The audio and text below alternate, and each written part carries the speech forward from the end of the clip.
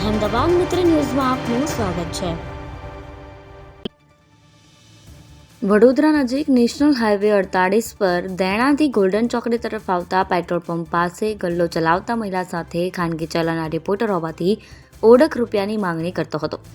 ત્યાં સુધી તેને રિક્ષા ચાલકે વિડીયો ઉતારવાની ના પાડતા ગાડીમાંથી ઉતરી આવેલા ટ્રાફિકના એએસઆઈ સાથે મળીને રિપોર્ટરે ચાલકને માર માર્યા બાદ તેના ગળામાંથી સોનાની ચેનની લૂંટ કરી ભાગવાનો પ્રયાસ કર્યો।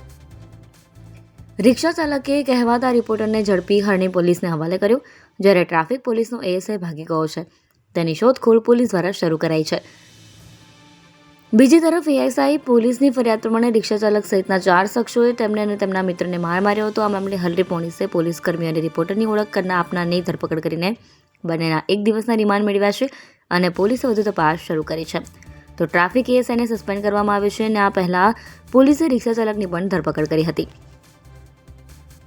વડોદરા જિલ્લાના કોટાલી ગામે રહેતા દીપક હેમંતભાઈ વાળંદ રિક્ષા ચલાવે છે।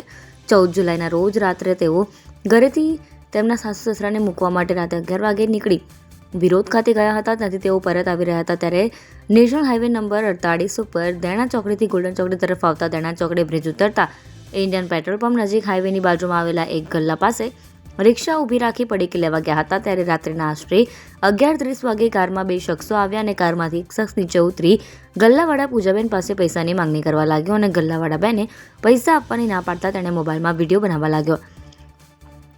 આ પછી ગળામાંથી સોનાની ચેનની લૂંટ કરીને બંને ગાડીમાં બેસી ભાગવાનો પ્રયાસ કરી રહ્યા હતા। રિક્ષા ચાલકે લાકડાનો ફટકો લઈ ગાડીના કાચ તોડી નાખ્યા। તેઓની ગાડી ચાલુ ન થતાં એક ગોલ્ડન ચોકડી તરફ ભાગી ગયો અને બીજો શખ્સ દેણા ચોકડી તરફ ભાગવા જતાં તેને પકડી લીધો હતો।